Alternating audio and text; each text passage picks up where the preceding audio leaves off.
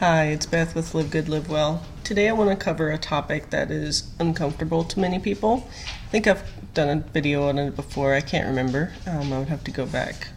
My hair doing over here. It's time for a trim. I want to talk about menstrual cramps and the side effects that come with a monthly cycle. Today is one of the days where my left knee hurts, and that I know that has been happening for about 23 years now. Every time I have a cycle, my left knee feels like it's gotten hit with a hammer from the inside out, if that makes sense. And woke up with not the worst cramps that I've had, but pretty gnarly. They're a little bit like stabbing, like if a knife was on fire inside your body and it was like stabbing, sensitive organ in there. That's what it feels like a little bit. So I take a holistic or a homeopathic medication. It's right here actually from Whole Foods. It looks like this. Now Market Street has them. Sorry, there's a glare a little bit, but anyway, it's for menstrual cramps. So take a few of those. I think you're supposed to take like 3 times a day, and you can chew them up. They're tiny little balls, like the size of BBs. And anyway, they help actually quite a lot. They help more than Midol. I've never been on the pill. I've never had another reason to be, so I've never gone the chemical route. I read a book a few years ago called Woman Code by Dr. I'll have to find her name. I'll put the link to the book in the comments or the description for the video. But anyway, she goes through her experience with how she became an expert in her field because people told her, basically that's just the way it is, or take this pill and go away, and we'll see you again next month or whatever.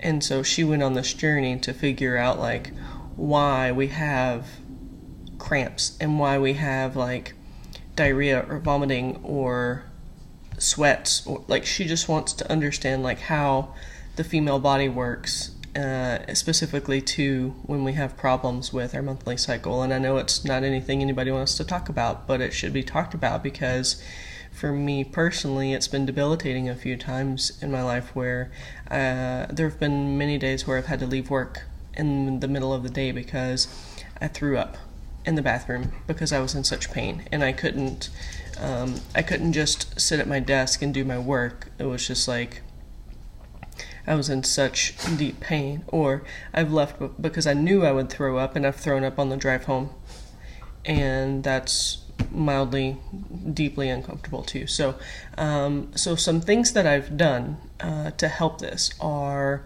eating better. So sweet potatoes, specifically organic sweet potatoes, are really good for us. Pomegranates, eating cleaner in general, reducing dairy. I still have half and half in my daily coffee, but usually it's maybe 2 ounces. So while I do still have it, and I'm sure my life would improve dramatically if I reduced it completely, I don't have a lot by comparison, and it's organic. And so I drink a ton of water. I've just literally this week started working out again, and my goal is simply to touch my kettlebell.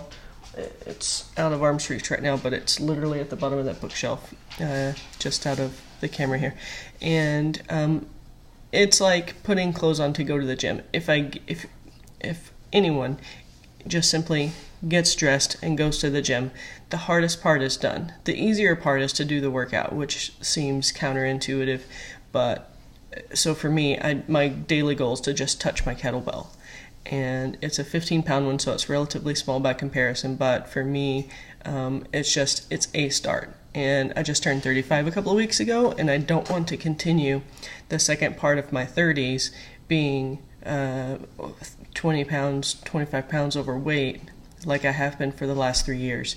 And so I'm not setting any big drastic goals. I'm just keeping it at, I want to touch my kettlebell at least once a day. And if I touch it, I'm going to work out. I'm going to do something. I'm going to do squats. I'm going to do some arm and back and shoulders. I'm going to do some core stuff, whatever it is. Even if I just do 10 bicep curls, then I've done something. I've done more than I did on this day last week. And I try to make incremental improvements to help get through. You gonna eat your breakfast, baby? To help get through menstrual cramps as well. I tried to, like this morning when I woke up, I got up and showered. Family got ready. Tosca was amazing. And I was like probably how a drug addict feels, and I was trying to find these so I could take them before it got to the point where I was doubled over in pain and threw up because the pain was so severe.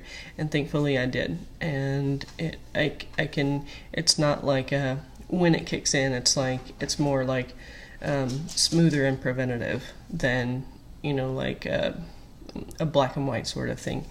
I've never really taken pain medication, so I don't know how really that is by comparison, but I do know that these work for a number of things, and they have them for different many different symptoms. I've got some for cold and sinus, I've got some for runny nose, I've got some for I've got some for there were some other symptoms I can't remember. So anyway, there's a section in many grocery stores now. Market Street had them, Whole Foods has them, I think Sprouts has them. I don't know about Kroger, Tom Thumb, Walmart. I don't know. I don't shop at those really. I know Target does not. At least the last time I looked, they did not. But anyway, highly recommend these. The brand is called Boiron, Boiron, and again, it's just a little tube, and you just twist the top. And again, I'm not a medical doctor. I'm not licensed in any sort of medical profession. This is just my experience and what has helped me. So if you go this route, take it at your own risk. And it's just this tiny. So you're supposed to take 5 of these. It's this tiny little white thing. I'll take one now. Whoops, I just dropped it. Sorry. I have to pick it up so the dogs don't take it. All right. So anyway, I take 5 of them 3 times a day. For whatever symptoms, and that has helped me. I would suggest doing your own research and looking into it if it seems like something that would benefit you or somebody that you know and love. After you've done all of your homework, consulted your doctor, your physician, whoever you need to talk with, go by that way. But anyway, it's helped me tremendously. Again, disclaimers, I'm not a medical profession, I'm not advising this. I'm not saying to do this. This is just my experience and what's helped me. And so anyway, thankfully, I'm like up and around and not like writhing in pain in bed with a heating pad. But anyway, the book I mentioned, Woman Code, it's got like a fuchsia cover. I've got a copy of it somewhere. I haven't picked it up in quite a while, but I would highly recommend that as well. It goes into a lot of science. It goes into a lot of food and food science. It goes into so many things that I've now forgotten because I haven't read it in a few years. But anyway, highly recommend it. Woman Code by Alicia Vitelli. I'll find it. Anyway, so I'm curious, what do other people experience and what has helped you with cramps? I'm not one to take pills. If anybody knows me at all, they know that that's not my thing. I know that they help a lot of people, but I had not a bad experience, meaning like I got sick or it was traumatic or anything. It was just unsettling. When I was a teenager, I had a thyroid imbalance, and once we finally figured out what it was, then I got on replacement medication, Levothyroid, and I took that daily for a few years, 3 or 4 years, and I started going to a specialist and an endocrinologist that was, highly recommended or specialized in his field or whatever, but he could never answer any basic questions like, what causes this? What can I do to fix it besides take a pill every day? His answer was it just happens, and take this pill every day and come back in 6 months. And I don't know about any of you, but that doesn't set well with me. I need to know why and what can I do differently. So I went on my own, and this was in the early 2000s. I mean, I was a teenager. I turned 16 in 2000, and that was the summer that I found it. So the internet was very infantile. There wasn't a lot of information. There wasn't like this vast interweb of Google and people's research. It was very limited in information. I did the best. I started researching here and there, and I learned that using all of the stuff that we use to wash our hands, basically in public settings, that has a lot of alcohol and chemicals in it, is a hormone disruptor. I learned that GMOs are hormone disruptors. I learned that most of the stuff in our tap water are hormone disruptors. And so I just stopped using public soap. I stopped using antibacterial everything. The little Purells, I don't use those. You'll never see me put that stuff on my hands. And I filter my water, and I eat organic food absolutely whenever possible. I'm maniacal and probably a little bit crazy about it. I'm not an asshole that's not going to eat something if I go to somebody's house. Like, I'm not going to make a big deal of it where it's not made to be a big deal about. But in my own house where I can control it, then I eat everything as possible that's fresh and organic. And so I was checking on me. So that has helped probably a lot. Hey, baby. So I learned to get better sleep, to create a healthy sleep environment. It needs to be cool, it needs to be dark, it needs to be quiet, it needs to be relaxed, it needs to be clean. Like, if your room is an absolute shit show and it looks like a tornado and a 3-year-old went through there, clean it up. Don't have a chair or a treadmill or another piece of furniture or equipment that is just holding a pile of clothes like it has been for years. Don't have a whole bunch of dust like lying around. Like, clean up your space. That's where we spend a third of our life, at least, and it should be treated as such. We should treat it with respect and reverence. Like, that's where we sleep. That's where our body rests and recharge. And so if we're stressed out when we go in there and our sheets are dirty, if you haven't washed your sheets in over a week, go put them in the washer right now. You should wash them at least once a week.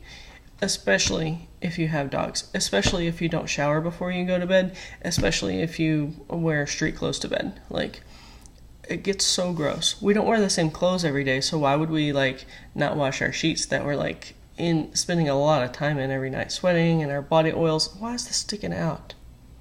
That's crazy. I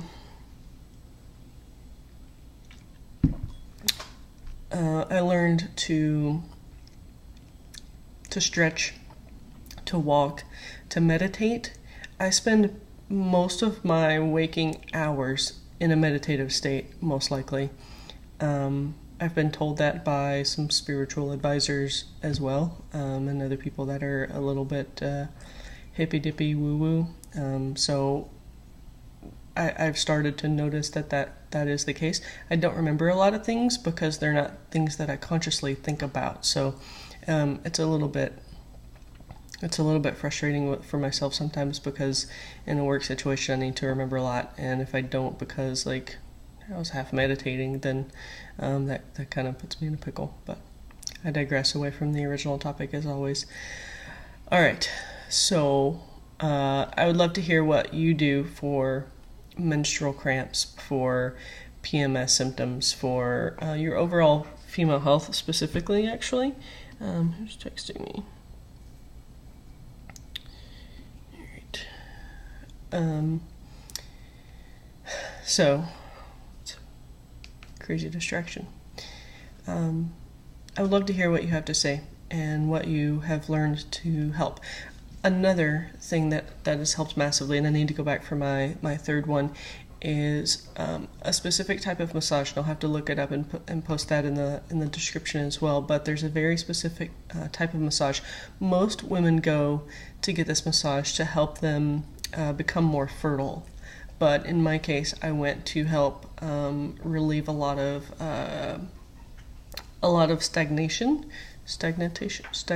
stagnant energy, and like just hardness in our gut. We eat so much dairy and gluten and sugar and corn and soy and other irritants that it just builds up. If we have belly fat, it's usually because which I have right now, it's usually built up from like chemicals that we're holding onto that our body is like, I don't know what to do with this. And so anyway, this specific type of massage helps to kind of loosen that up, just like a normal massage loosens up our muscles and gets our lymph nodes activated and things like that. This is specific to the abdomen and in the female reproductive area. So anyway, I will post that, and would love to hear what anybody else has tried or heard about, because this is such a pressing issue for a lot of women that nobody talks about. Like, for my peace of mind, if I knew that I could take a day off work once a month and make it up in any sort of way without any guilt or pressure or stigma or anything like that, I would do it. And I would do it and more than make up for it on the other days. But it's just a peace of mind to have that, like, that allowance almost to be in pain, which sucks on all sides, because nobody wants to miss work and nobody wants to be in pain. And to miss work because you're in pain, and because most likely your boss is a male or you work with males, and then you can't say like, well, I'm in severe pain because I'm having menstrual cramps. They don't want to hear about that. They're going to make them uncomfortable, and everybody's in an awkward position. And then people are asking like, well, where's she at today? Why is she out again? You know, there's always all of these things. And that's in our society where it is a little bit more open and it is a little bit more lenient. Think about places like the Middle East where women cannot talk about this, where women like, or Africa, or like third world countries where they maybe don't have the facilities or the infrastructure in place or the money to buy feminine products. And I just think, I've always said this is such an antiquated system that our body still holds on to. We're not getting pregnant all the time. Some people still do. From the time I was 2 or 3 years old, I knew that I never wanted to be pregnant. And there's nothing I can do that it would be healthy for my body to eliminate this process altogether. And so I just have to deal with it. The same for a lot of people. We shouldn't, like, it's such an antiquated system. Like, there's so many resources and energy and time and discomfort and pain that goes into this for the sake of reproduction every month. Most of us start when we're preteens, 11, 12, sometimes 9 or 10, which is terrible. And then it goes usually into our 40s. So we're looking at at minimum 3 decades. That's 30 years times 12 months a year, times, call it 5 days on average for the length of the female cycle.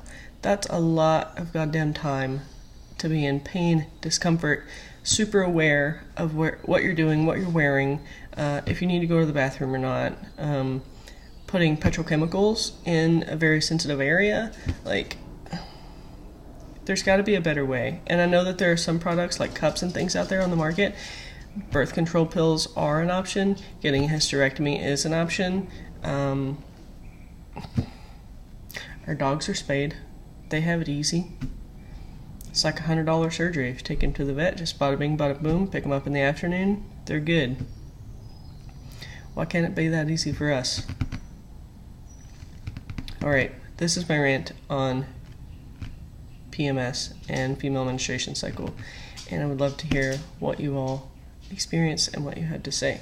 Again, anything I said in this video is not medical advice. It's just my experience and what I have read and heard about or tried myself, as displayed with the boron homeopathic options. You can find me online. Beth@livegoodlivewell.com is my email address. livegoodlivewell.com is my website. I'm on Instagram at livegoodlivewell, and on Facebook at the same thing. My YouTube channel is called Live Good Live Well Lifestyle, and that was simply because I had a problem with Google and I couldn't name it Live Good Live Well. So just a minor technical difficulty there. All right, have a great day. Cheerio.